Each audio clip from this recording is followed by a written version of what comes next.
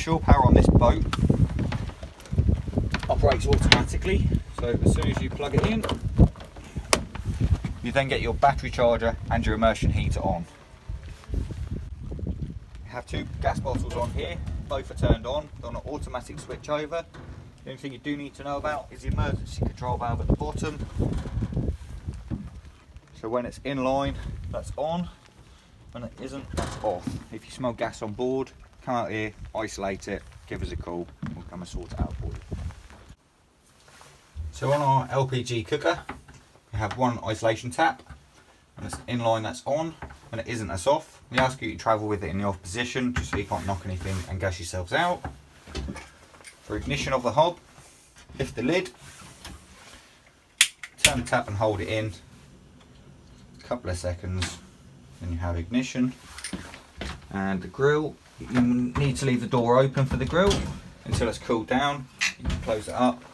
And same for the top on the hob, just make sure they're all cool before you close the lid.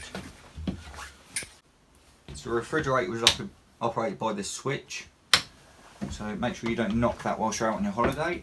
And inside here you just have a little temperature control that you can adjust accordingly depending on how cold you want it. A little freezer compartment in there as well.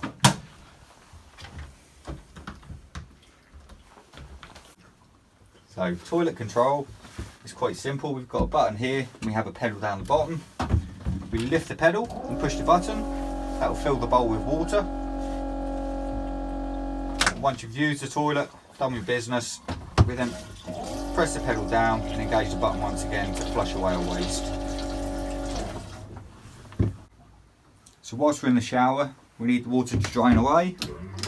Press the button there, lasts roughly about 2 minutes, so however long you're in the shower, you might need to press it a couple of times.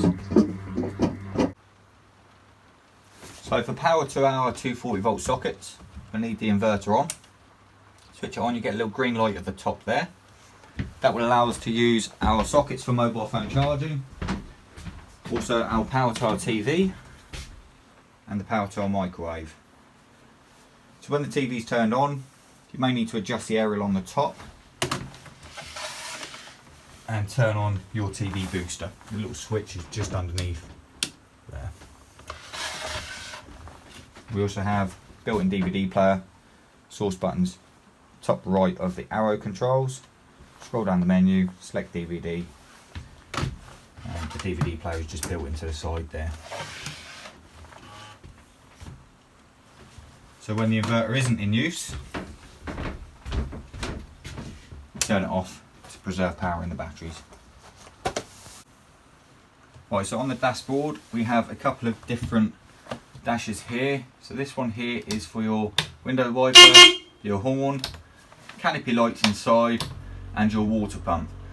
On this one we don't have a water gauge, so we recommend topping up every day, and if the pump is continuously running, turn it off until you've topped up your water tank. Right, so start up on the ignition. We disengage the throttle so it's in neutral, put on some revs, and then we need to turn the ignition to heat for 10 to 12 seconds. You get a little green light illuminated there. Once we've done that, then start the craft up, give it a rev to engage the tacho, start the batteries charging, and on the dash here we have 3 warning lights. So we have engine temperature, oil pressure, and your battery warning light. If you get any of those 3 on whilst travelling, we recommend that you cut the boat, moor up, cut the boat out, and give us a call with that. Right, so once your engine is running, we'll have water flowing out of the exhaust pipe.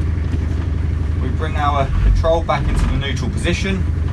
We then have forward gear, reverse gear, and neutral. Let's turn the ignition off. Simply turn the key to the 0. Right, so here we have our radio and our heater control. So the radio, we have source button in the centre. That's your power on and power off button.